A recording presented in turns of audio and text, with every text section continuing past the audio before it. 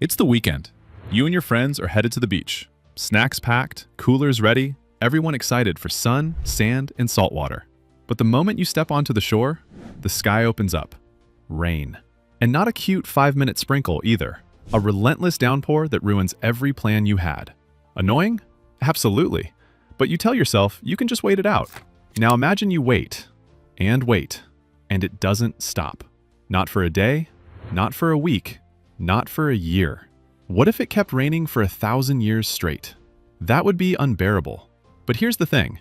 Compared to what actually happened on Earth 234 million years ago, 1,000 years of rain would be a mercy. Because back then, one storm began and didn't truly end for nearly 2 million years. This is the story of the Carnian pluvial episode, a strange chapter of the Triassic.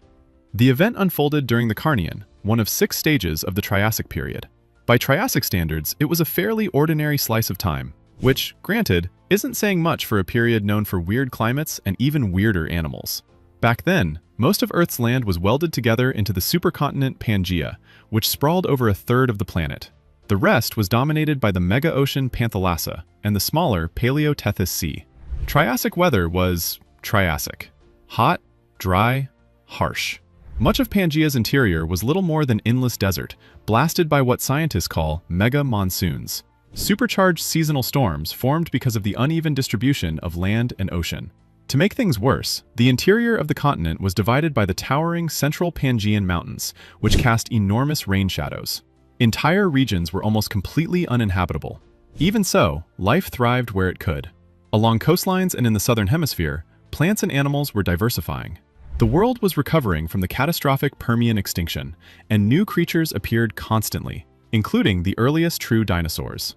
The dawn of dinosaurs. Much of what we know about these early dinosaurs comes from the Santa Maria Formation in modern-day Brazil. Here, the landscape was semi-arid, dotted with sparse forests and rivers.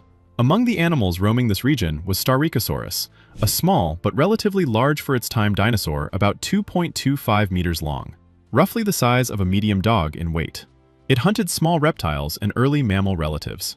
Even stranger was Baryolestes, a tiny, sharp-toothed, two-legged predator. It looked like a classic theropod, yet it wasn't one. Instead, it belonged to the lineage that would one day evolve into the giant sauropods. Early dinosaurs were full of surprises. They lived alongside numerous dinosauriforms, close relatives of dinosaurs that didn't quite make the cut. Creatures like Lagosuchus and Saltopus, which would resemble strange, sprinting lizards to our eyes. Other archosaurs were diversifying too. Early crocodile relatives, armor-plated atosaurs, long-snouted phytosaurs, and the ancestors of pterosaurs. In the oceans, early placodonts and squid-like belemnites emerged. Life was experimenting, and something was brewing that would reshape the world those creatures lived in. The volcanoes that broke the sky.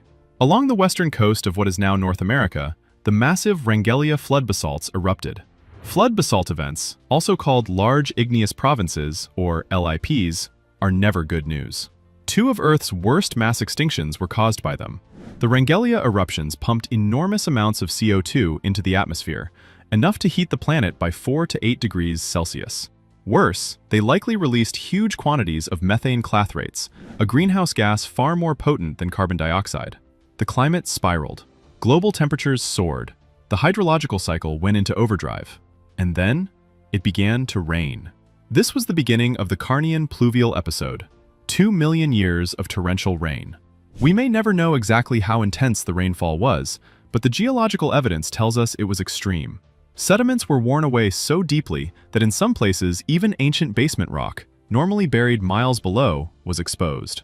Layers rich in paleosoil amber indicate precipitation far exceeding evaporation. Vast regions transformed into lush, humid environments rivaling Carboniferous swamps. It probably wasn't non-stop 24/7 downpour for 2 million years, but it was a period of frequent, enormously intense rainfall, with hyper-humid climate dominating the globe.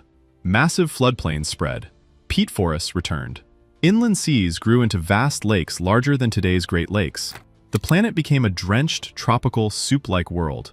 Yet in some places, especially the deep interior of Pangaea, conditions paradoxically grew even more arid, creating some of the driest environments Earth has ever known. Extinction in the storm. All this rain came with consequences. The Carnian pluvial episode is now recognized as a major but overlooked extinction event. Marine life was hit hardest. Carbonate platforms collapsed. Ocean salinity dropped significantly due to freshwater runoff. Groups like conodonts, ammonoids, bryozoans, algae, and crinoids suffered. On land, herbivorous groups like rhynchosaurs and tusked dicynodonts struggled as their preferred vegetation disappeared. Many lineages vanished entirely. Winners of the wet world. But for some groups, the endless rain was a blessing. Plants. Ferns, conifers, and bennettitales exploded in number, becoming the core flora of the Mesozoic. Swamps and forests spread worldwide. Dinosaurs. This may have been the turning point that allowed dinosaurs to rise. Their diversity and numbers surged after the event. New formations suddenly contained many dinosaur species instead of a few. The earliest truly large dinosaurs appeared shortly afterward, like Lesomsaurus, a 12-meter sauropodomorph. Crocodile line archosaurs. Etosaurs and phytosaurs thrived in the new wetlands. Etosaurs specialized in feeding on conifers and ferns. Phytosaurs, semi-aquatic predators, flourished in the expanding rivers and lakes. Even early turtles and crocodile ancestors benefited. Rauisuchians. Massive predatory archosaurs, the top land predators of the Triassic, also diversified. Some of their largest species, like Saurosuchus, appeared close to or just after this event. When the storm finally ended. Eventually, the eruptions ceased. CO2 levels stabilized. The rain slowed. The world's climate drifted back toward the familiar, hot, arid Triassic pattern. But the damage, and the opportunities, had already reshaped life. Many ancient lineages were gone. New ones surged forward. The ecological reshuffling paved the way for the age of dinosaurs and the ancestors of creatures still living today. So next time a rainy weekend spoils your beach plans, remember, it could be worse. It could be 2 million years of rain that rewires the entire planet and accidentally gives rise to dinosaurs, turtles, crocodiles, and more.